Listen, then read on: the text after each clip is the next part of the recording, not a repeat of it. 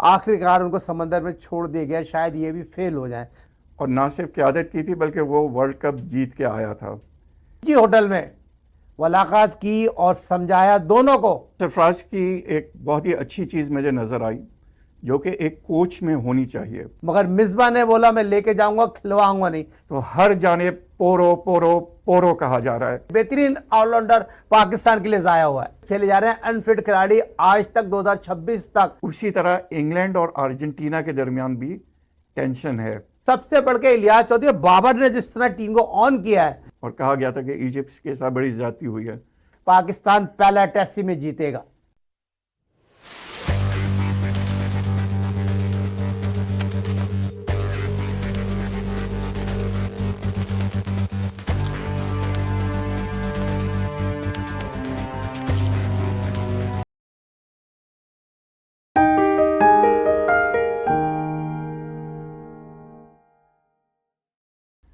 अस्सलामुअलैकुम वरहमतुल्लाहि वबरकातुहू।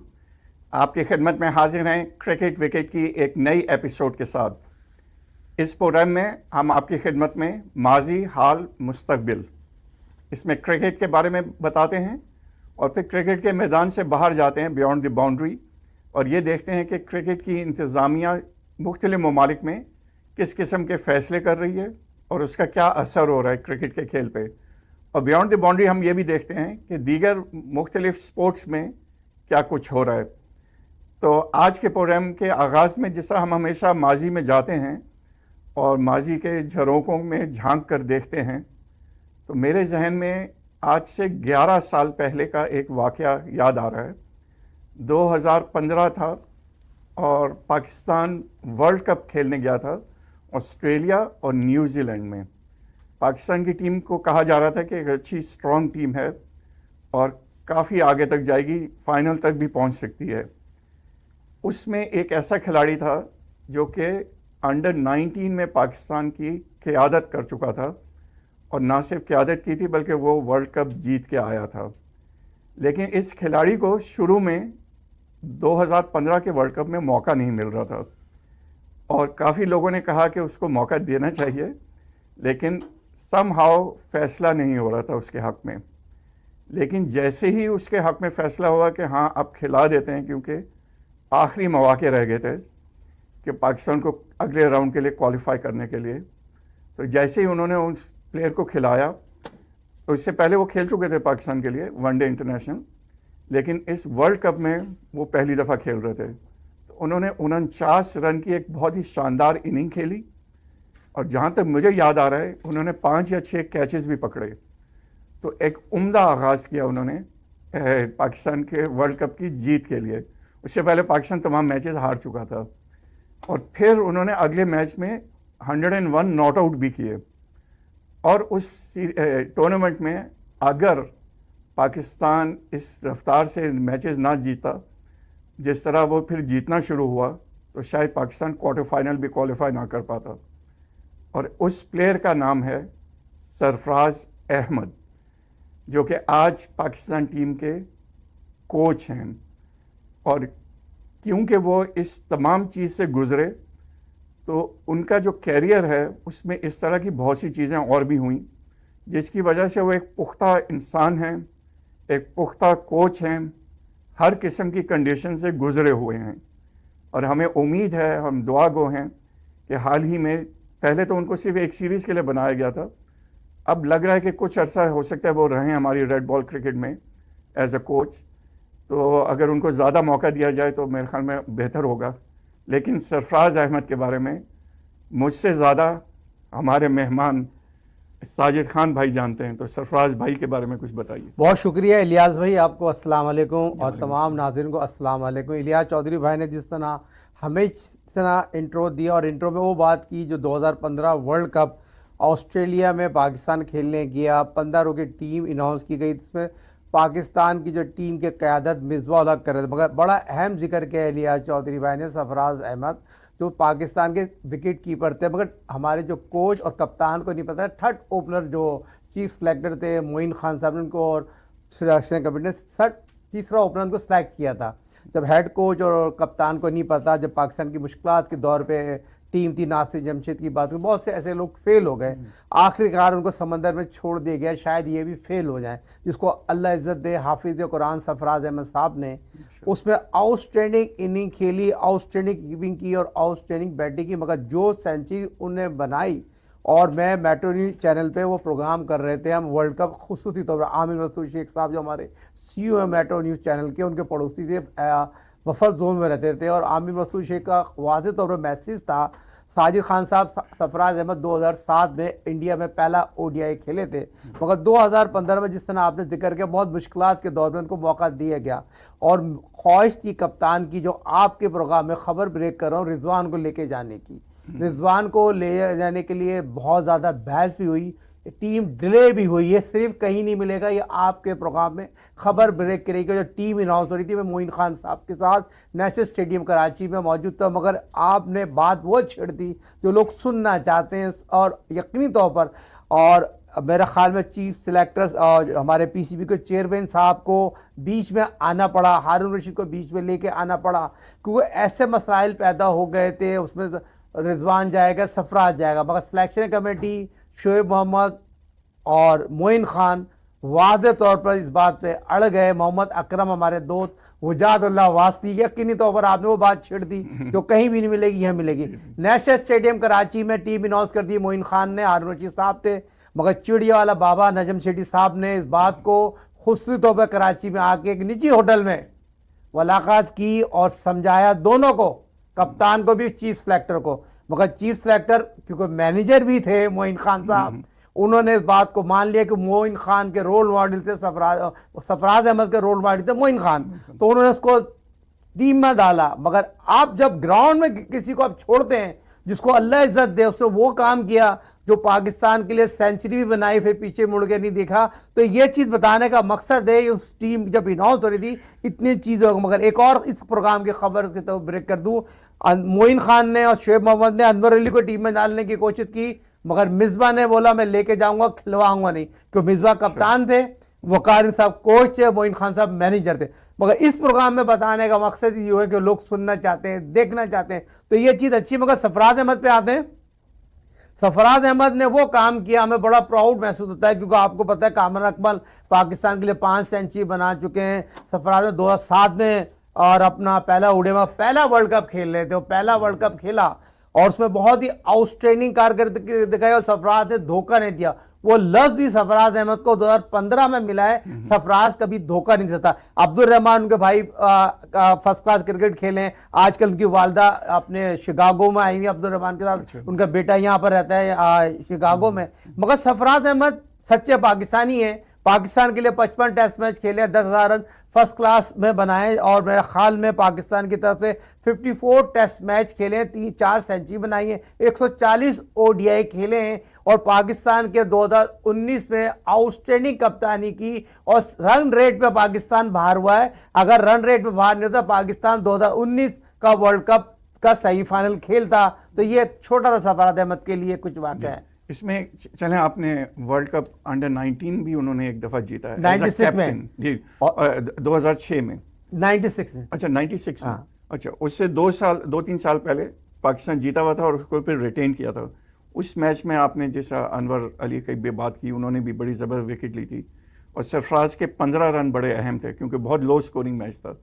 तो अगर उसके बारे में थोड़ा सा बताइए। अनवर ने 5 आउट किए थे, आउटस्टैंडिंग बॉलिंग की थी। अनवर सरफराज यकीनी तौर पर एक ही क्लब से खेलते थे, पाकिस्तान CC से खेलते थे, और अनवर अली का बॉल अंदर बहुत आता था। आपने पिछले प्रोग्राम में एक जिक्र किया था, अनवर अली पाकिस्तान जो नेशनल क्रिकेट एकेडमी गए, और आपने अतीक का जिक्र किया, वो लोगों ने बहुत ज़्यादा सराहा, क्यों आपको क्रेडिट इसलिए जाता है इलियास चौधरी भाई, आप बड़े उन प्लेयरों के लिए बात करते हो कोई बात नहीं करता। और अतीक जो वर्ल्ड फास्टेस्ट बॉलर बनना जा रहा था, खान मोहम्मद से वो लोग चेंज कराना चाहते, मगर उसको अल्लाह ने इज्जत दी, वो ऑस्ट्रेलिया गया, बहुत पसंद किया, इंडिया गया, बहुत पसंद। मगर अनवर अली को भी इसी तरह बड़ी शोहरत मिली, एक ऐसे फाइनल में उसने 5 विकेट हासिल की, इतना अंदर आ रहा था। और मेरे ख्याल में कराची में एक फैक्ट्री में वो स्वीप काम करते थे, लेबर का काम करते थे कराची में, मेट्रोवॉल में रहते थे, मेट्रोवॉल साइट से एरिया थोड़ा सा आगे मेट्रोवॉल में रहते थे और किसी फैक्ट्री में काम करते थे अंडर 19 खेलने तक। जब वो अंडर 19 खेल रहे थे तो वहां से पहले वो मेट्रोवॉल में रहते थे और किसी फैक्ट्री में काम करते थे।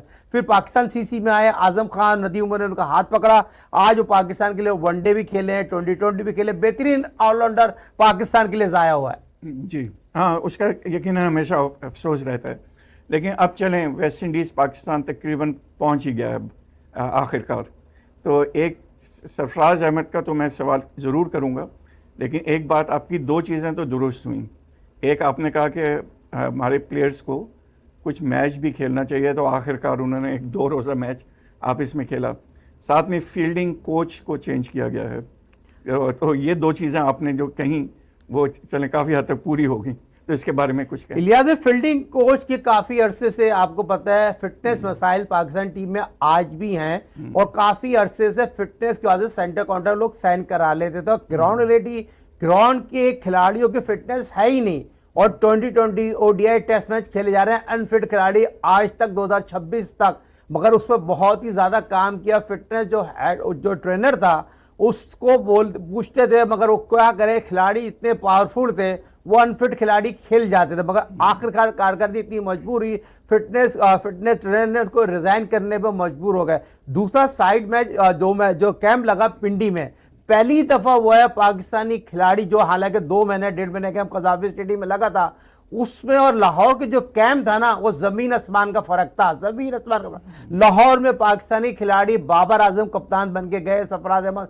हेड कोच जब बने और यकीनी तौर पर शोएब अख्तर साहब जो वर्ल्ड फास्टेस्ट बॉलर पिंडी में गए, लड़कों को बताया, मगर जो 2 रोजा कैंप में जिस तरह लड़कों ने बैटिंग की, बॉलिंग की और उन चीज़ों पर काम किया, ऊबर गर्ल बॉलिंग कोच थे और सरफराज अहमद जो हेड कोच जो प्लान दिया, फिर सबसे बढ़ के इलियास चौधरी बाबर ने जिस तरह टीम को ऑन किया है और बाबर ने एक एक बच्चे, एक एक लड़के के साथ सीरियस जूनियर के साथ बातचीत करी, उनको लेके चला। ये खुशनसीबी है बाबर की जिसके साथ ने क्रिकेट खेली। सरफराज अहमद ने उसको क्रिकेटर बनाया और आज वर्ल्ड क्लास प्लेयर बनाया, तो सरफराज अहमद का बड़ा अहम रोल है। और जिस तरह आपने अपने इंट्रो में बात की, सरफराज अहमद जो हेड कोच बने, लॉन्ग टाइम के लिए बनना चाहिए, अच्छी बात है और मौका पूरा देना चाहिए सरफराज अहमद को। सरफराज अहमद की कारकर्दगी यकीनी तौर पर आगे जाके पता चलेगा हेड कोच, मगर बाबर के इस कप्तान बनने से और दो रोज जो मैच खेले, उमर गुल ने मोहम्मद अली को बहुत अच्छा समझाया, अब्बास को बहुत अच्छा, और दूसरा जो शोएब अख्तर साहब आए ना ग्राउंड में और जो उनको वेलकम किया, और जो बहुत से लोग ये बातें कर रहे थे सरफराज अहमद साहब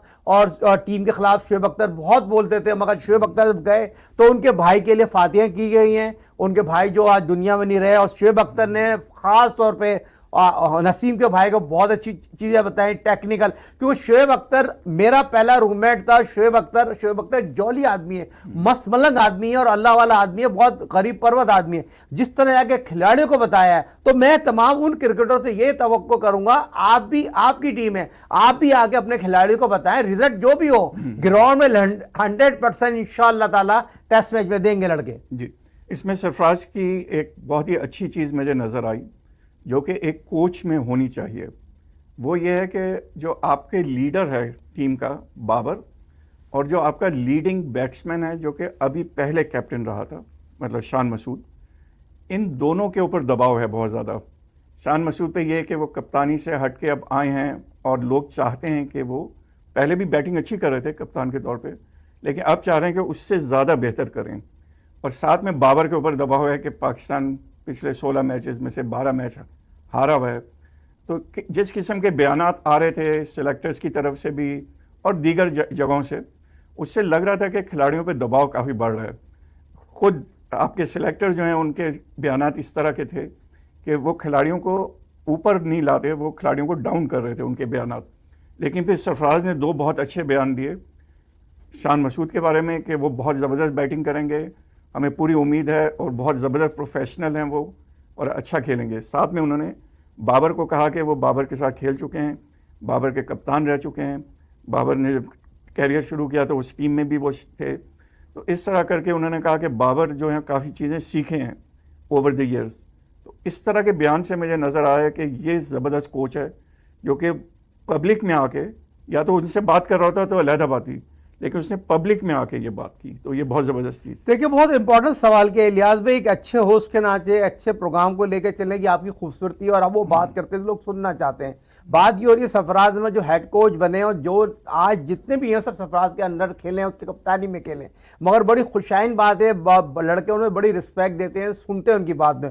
और जिस तरह बाबर को कॉन्फिडेंस दिया है सरफराज ने कप्तान हेड कोच बनने के बाद, और बाबर ने जिस तरह लड़कों से बात की, और बाबर ने खुद एक अपने आप को बहुत ही बड़ा कोशिश की, मैं रीढ़ की हड्डी की तरह टीम को लेकर चलूँ, एक अच्छे कप्तान के साथ टीम को चलूँ, मगर हमारी टीम का रिजल्ट इतना ख़राब है पाकिस्तान के खिलाड़ियों का, और जो पाकिस्तान 90 नंबर पर चले गए टेस्ट मैच में, खासतौर पर 4 मैच जो हम बांग्लादेश से हारे हैं, उसके अलावा वेस्ट इंडीज से भी हम बहुत बुरी तरह हारे हैं, मगर टीम को उठाना पड़ता है। हेड कोच का काम है उठा के रखें, क्योंकि सरफराज अहमद का बहुत अच्छा काम है टीम को जेल करना, मगर शान मसूद और सरफराज अहमद का जोड़ी जामन का साथ है, उनकी सारी जो क्रिकेट है सरफराज अहमद के साथ खेली है।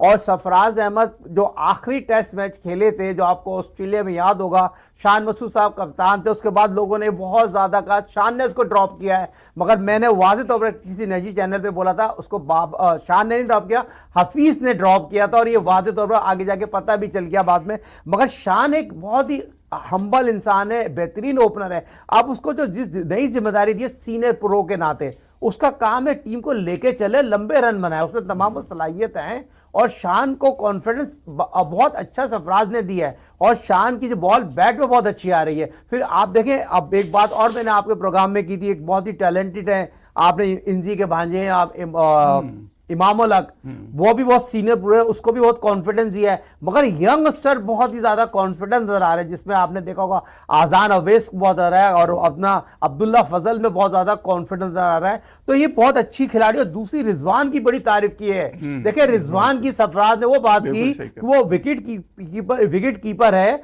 और जितनी जल्दी उसने इंजरी कवर की है, और रिजवान की कॉन्फिडेंस की बात की जाए, आखिरी 15 टेस्ट मैच में जो उसने कारकर्दगी दिखाई है पाकिस्तान की, आउटस्टैंडिंग इनिंग खेली है उसने, जिस तरह पाकिस्तान को मैचेस जिताए, और मैच में जाके मेरे ख्याल में बहुत ही इंपॉर्टेंट रोल किया है। तो रिजवान, बाबर, शान मसूद, इमाम उल हक, और ये बहुत सीनियर खिलाड़ी है। दूसरा आगा सलमान, तो ये अच्छी टीम है, और जूनियर खिलाड़ियों के लेके चलेंगे तो मुझे उम्मीद लगता है पाकिस्तान और दूसरा इलियास भाई, अली का बहुत जिक्र है। देखिए अली जो लेफ्ट आर्म स्पिनर है, और मैं आपके इस प्रोग्राम में बोला टेस्ट मैच जब शुरू होगा, आप देखिए जहां पर टेस्ट मैच हो रहा है वहां पर बॉल ब्रेक नहीं होगा, जैसे अमाद वसीम बॉल करते हैं ना, जब बॉल अंदर आता है तो अली का बॉल भी अंदर आता है, जो हमने और आपने शुरू प्रोग्राम में जिक्र किया, इकबाल कासिम जो आर्मर बॉलिंग करते हैं। आर्मर बॉल क्या होता है हम अपने नाज़रीन को बता दें, जो बॉल लोग खेलने जाते हैं, ब्रेक खेलने जाते हैं, वो सीधा रह जाता है जिसपे डंडा उड़ जाता है। तो अली का भी यही है,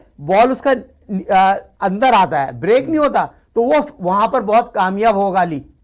मतलब उसी स्पॉट पे गिर के कभी बॉल अंदर आ जाती है, कभी बाहर निकलती है। तो लोग ब्रेक खेलने जाते हैं, कट मारने जाते हैं ना, तो ब्रेक समझते हैं, जैसी बल्ला उठाते हैं बॉल स्ट्रेट चले जाता है, उसको आर्मर कहते हैं या फास्ट राउंड कहते हैं। तो दो चीजें होती है, जो आर्मर होती है स्ट्रेट चले जाती है, जो फास्ट राउंड होती है उसमें हाथ जब खेल रहे होते हैं तो उसको बैट्समैन से पता चल जाता है वो फेंक रहा है, तेज मार रहा है, आम मार रहा है, तो उससे बैट्समैन थोड़ा चलाक होता है। तो आर्मर ये होता है, उसी एक्शन में फेंकता है बॉल, जो एक्शन ये बॉलिंग करने का आता है उसको स्ट्रेट करते हैं, वो आर्मर होती है, इसमें लेगी फॉर और बोल्ड का चांस होता है। जी, इसमें आपने स्पिनर का जिक्र किया, तो क्या लेग स्पिनर की जरूरत थी इस सीरीज में, खासतौर पे इस वजह से कि अबरार जो हैं वो वेस्ट इंडीज में खेल चुके हैं, तो वो नहीं है इस टीम में।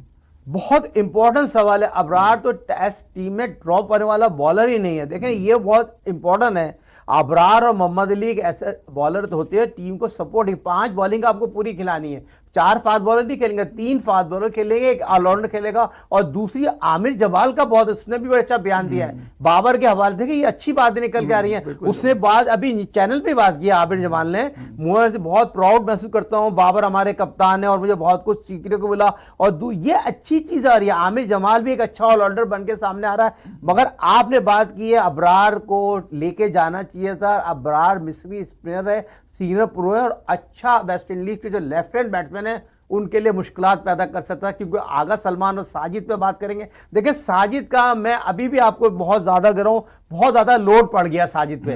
अब साजिद को बहुत प्ले करना पड़ेगा क्योंकि बांग्लादेश की सीरीज बहुत उसकी बुरी गई है, जो कि नुमान के साथ उसने आउट किए हुए ना, जो उसने शोहरत हासिल की है नुमान के साथ। अब साजिद खान को वो प्ले करना पड़ेगा, टीम को जिताना पड़ेगा, क्योंकि आपको याद है सईद अजमल ने आउटस्टैंडिंग बॉलिंग की भी है पाकिस्तान के लिए, ग्रेटेस्ट ऑफ सकने मुश्ताक जो हिस्ट्री है पाकिस्तान की, जो ऑफ स्पिनर बेताज बादशाह दूसरे के। अब साजिद जो है मेरे ख्याल में थोड़ा सा जो है ना उनको लोगों ने पकड़ लिया है, समझ लिया है, वेट कर लेते हैं, जैसे तारिक को लोगों ने पकड़ लिया है। ठीक, बहुत बहुत शुक्रिया साजिद भाई, बहुत ही ज़बरदस्त अंदाज में आपने एनालिसिस पेश की।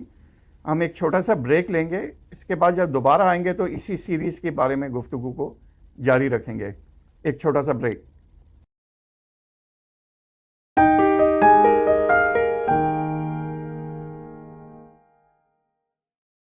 Welcome back to cricket wicket. इसमें हम आपकी खिदमत में इंटरनेशनल आर्ट सोसाइटी की जानिब से ये चीज़ पेश करते हैं कि क्रिकेट के मैदानों में माजी में क्या हुआ, हाल ही में क्या हो रहा है और मुस्तकबिल में क्या होगा।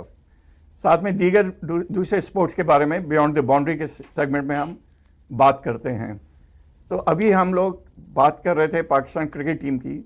तो पाकिस्तान की क्रिकेट टीम में एक ख़ासियत ये भी है कि इनके खिलाड़ियों को फुटबॉल खेलने का बहुत शौक़ है, जिसको सॉकर कहते हैं अमेरिका में।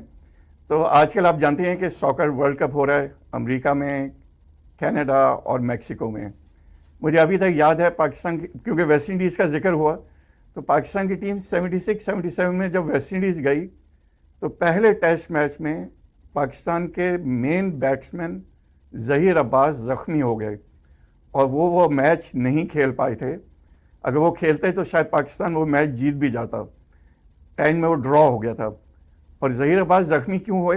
वो फुटबॉल खेल रहे थे वेस्ट इंडीज़ की बीचेस पे, और वो कहते ये थे कि मैं फ़िटनेस के लिए खेल रहा हूँ ये मैच फुटबॉल। तो पाकिस्तान टीम के खिलाड़ियों को भी बड़ा शौक़ है इसका। लेकिन अब वर्ल्ड कप की बात हो जाती है कि वर्ल्ड कप जो था उसमें 48 ममालिक आए थे और बहुत लंबा एक वर्ल्ड कप शुरू हुआ जून की 11 तारीख को, और जुलाई की 19 को न्यू जर्सी में इसका फ़ाइनल है। दुनिया की टॉप की टीमें पहले या दूसरे राउंड में ही बाहर हो गई। ब्राज़ील बाहर हो गई, अमेरिका ख़ुद बाहर हो गया, मैक्सिको जहाँ पे मैचेस हो रहे थे वो बाहर हो गया, कनाडा बाहर हो गया और दीगर और ममालिक। और एंड में 4 टीमें सेमीफाइनल में पहुँची, जिसमें कहा यह जा रहा है कि फ्रांस, स्पेन नंबर 1 और 2 हैं, लेकिन दोनों का मुकाबला एक दूसरे से हुआ है डैलस में। और नंबर 1 टीम जो ओवरऑल रेटिंग में थी वो फ्रांस थी, नंबर 2 स्पेन थी, लेकिन दोनों का सेमीफाइनल हो गया। और जो आगे 2 टीमें हैं उसमें इंग्लैंड और अर्जेंटीना का मैच होने वाला है, लेकिन ये वाला जो मैच है इसमें अर्जेंटीना 4थे नंबर पर रैंक की गई है। इसमें भी इंग्लैंड नंबर 3 कहा गया है। लेकिन जो पहला फर्स्ट और सेकंड रेटिंग की टीमों का मैच हुआ उसमें फ्रांस की टीम हार गई 2-0 से। और स्पेन के जो एक प्लेयर हैं पोरो, तो हर जाने पोरो पोरो पोरो कहा जा रहा है कि उन्होंने एक बहुत ही शानदार गोल किया। उसका आगाज़ भी उन्होंने किया जैसा हॉकी के खेल में राइट आउट होता है, ये खुद राइट आउट हैं, इन्होंने राइट इन को एक तरह से पास दिया, उसने वापस इनको पास दिया और इन्होंने एक शानदार गोल कर दिया, जिसकी वजह से अब न्यू जर्सी में स्पेन खेलेगा। मैं खुद पसंद करता हूँ स्पेन की टीम को वैसे, और मुझे उम्मीद तो मेरी जापान के साथ थी, लेकिन अब मैं स्पेन के साथ हूँ। तो साजिद भाई आप बताइए आप किसके साथ हैं? इलियास भाई बहुत अच्छा फीफा वर्ल्ड कप 2026 48 में जिस तरह खेला, और दुनिया भर में इससे बड़ा इवेंट हो नहीं सकता। और जितना माशाल्लाह अमेरिका में, कनाडा में और मैक्सिको में जितना मैचेस हुए, और ख़ास तौर पर अमेरिका के खूबसूरत ग्राउंड इतने खूबसूरत बने हुए, और ग्राउंड की जितनी भी तारीफ की जाए, दूसरा माशाल्लाह बेहतरीन ऑर्गेनाइज और बेहतरीन फुटबॉल देखने को मिला। और आपने बहुत प्यारी बात की, आप जापान को पसंद करते हैं, आपके बेटे जो है डैलस में मैच देखने भी गए, और बहुत ही आउटस्टैंडिंग आज डैलस में जो स्टेडियम बना है उसकी मैं जितनी भी तारीफ करूँ का मैं, जापान ने जिस तरह स्टेडियम बनाया है, और आपके बेटा जब पहली दफ़ा ग्राउंड में जाके मैच देखा उसकी मैं बयान नहीं कर सकता। आप यहाँ पर रेंज पे क्रिकेट पे छक्के मार रहे थे, और वो मुझे वो दिन याद है, आपका बेटा हुआ डैलस पे मैच देखने गया तो बड़ी दिल से दुआएं निकली थी। स्पोर्ट्स हेल्थी एक्टिविटी, अल्लाह ताला आपके वालिद को जन्नत फिरदौस में आला मुकाम अता फरमाए, और आपने वही अपने बच्चों को तरबियत दी। बेहतरीन काम कर रहे हैं। ग्राउंड जो बना हुआ है, जो जापान की जो उन्होंने बनाया, उसमें आपके बेटे काम कर रहे हैं। मगर मेरी जो फेवरेट टीम आपने देखी, स्पेन और फ्रांस का जो मैच हो ना, स्पेन के जो खिलाड़ी बहुत फास्ट खेलते हैं, बहुत तेज खेलते हैं और बहुत तेज बॉल को लेके जाते हैं। और आज बहुत बड़ा अपसेट हुआ है, और अपसेट यकीनी तौर पर हुआ क्योंकि सब हमने भी जिस चैनल पे फ्रांस को वो कहा, और स्पेन जिस तरह जीती है, जिस खिलाड़ी का आपने जिक्र किया, और सुपरस्टार बन के सामने है। और बड़े मैच का खिलाड़ी वही होता है जो वक्त पे काम करते हैं, और आज मैच स्पेन को जिताने में जो रोल प्ले किया है उसकी जितनी भी तारीफ किया। मगर दूसरी चीज, जर्मनी बाहर हो गई, 4 दफा की चैंपियन जर्मनी।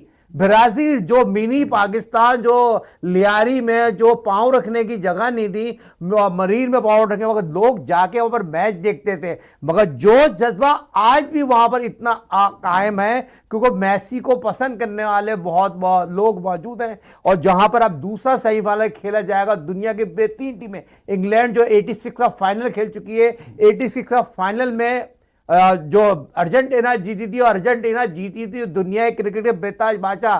और हम मैराडोना का जिक्र करते हैं, और उसके बॉल का जिक्र करते हैं, 10 नंबर की शर्ट का जिक्र करते हैं। मगर दोबारा किसी को क्या पता है कि ऐसा प्लेयर अर्जेंटीना में आ जाएगा जिसका नाम मैसी, सबसे ज्यादा गोल मारे, और पिछले मैच में गोल नहीं मारे थे। और अब हम तवक्को रखें सेमीफाइनल जो खेला जाएगा इंग्लैंड और अर्जेंटीना का, तो मैसी बड़े मैच का बड़ा खिलाड़ी है। मगर इलियास में इंग्लैंड के खिलाड़ी है 22 साला, जिसने 2 मैच 2 गोल मारे, जो इंग्लैंड को जिताया है। तो बड़ा रेशू है इस मैच का। जितना टफ मैच होगा ना, बहुत फास्ट खेला जाएगा, मगर लक का बड़ा डिपेंड है। मैं ये तवक्को कर रहा था, ये जो फुटबॉल का जो मैच है, ये एक्स्ट्रा टाइम पे ना चला है और पेनल्टी किक पे ना चला जाए। और पेनल्टी किक पे इलियास भाई लक का बड़ा डिपेंड करती है। बिल्कुल सही कह रहे हैं। तो अगला वर्ल्ड कप जो है उसमें 64 टीमें होंगी। 64 टीम हाँ, होंगी, तो इससे भी ज्यादा। तो हम दुआ करेंगे कि कहीं पाकिस्तान को भी ऐसा मौका मिल जाए कि क्वालिफाई कर दें। 48 में नहीं कर सकी, 64 में कर जाए। लेकिन एक चीज़